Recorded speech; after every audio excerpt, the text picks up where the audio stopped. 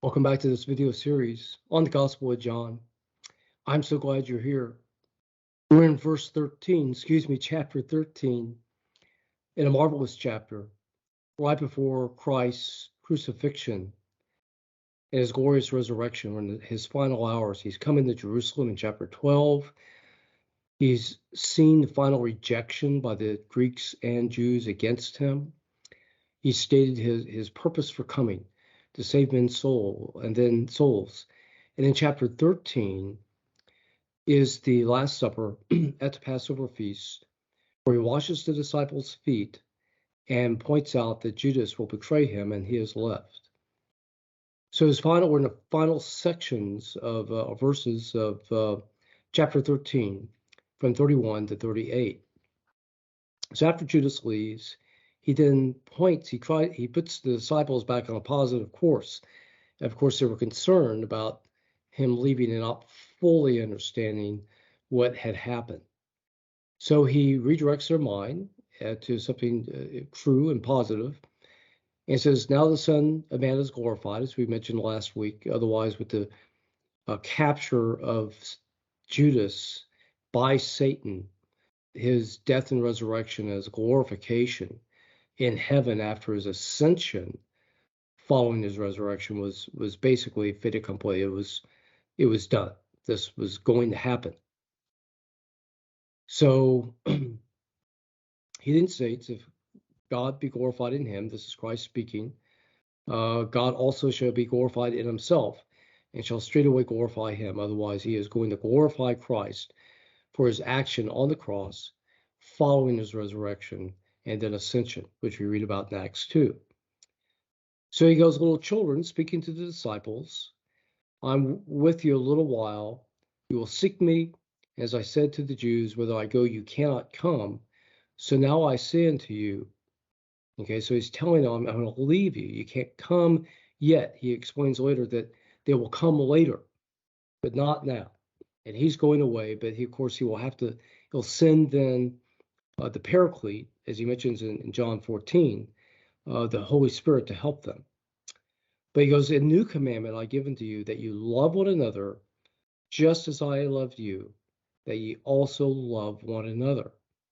So this, again, is the agape love, the giving love in Greek, otherwise the love directed towards the other person, what they need. And interestingly, this is the first time this is said this in the Bible. Now, the Old Testament says to love your neighbor as yourself, but this expands it to love one another. And I think he's speaking generally to other saints, believers, when he says love one another. And then later, John says this again in First John 2, and later in the book as well. So recapturing this command, this new command, and obviously at that point directed to the church. So it expands from what one would think is a neighbor to all believers. So it is a new commandment. And having known the Old Testament, this would have been striking to them. And he goes, indeed, they will know that you're my disciples by your love. So again, profound words. Finally, he concludes with Jesus foretelling the denial of Peter. And this is when he says that you will follow me afterwards. You can't go now. But Peter goes, look, I will lay down my life for you. And Christ then says in the last verse, in 13, verse 38, really? So to ask him a question, he says, I say unto you, the cock will not crow till you have denied me 3 times. And indeed, in the last chapters of all 4 Gospels, record the denial of Christ. And in the last chapter of John 21, Jesus comes and addresses this with him. Now, what was the purpose of this? Of this denial and taking away a prominent place in the very profound events of Christ's last hours, which would change the human race. his death and resurrection.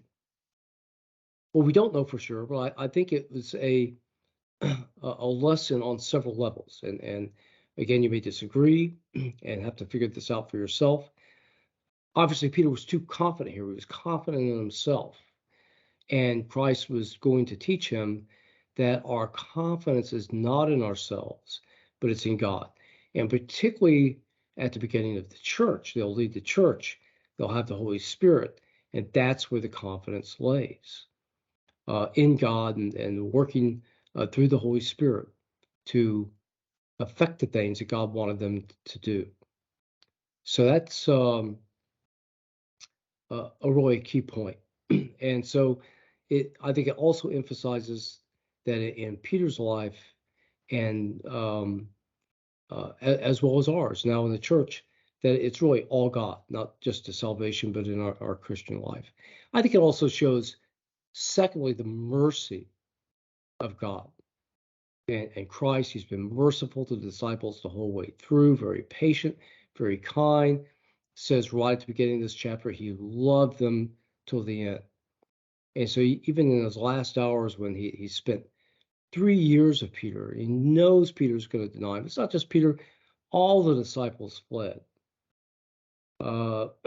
And interestingly, it was the women that were brave enough to come to the tomb and maybe fearing arrest for coming to the tomb of Christ just to prepare his body for burial.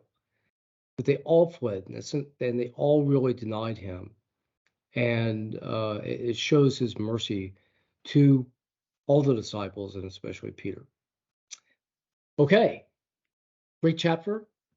Next 3 chapters of the Upper Room Discourse, one of the great discourses of Christ, talking about the disciples and the coming hours and preparing them.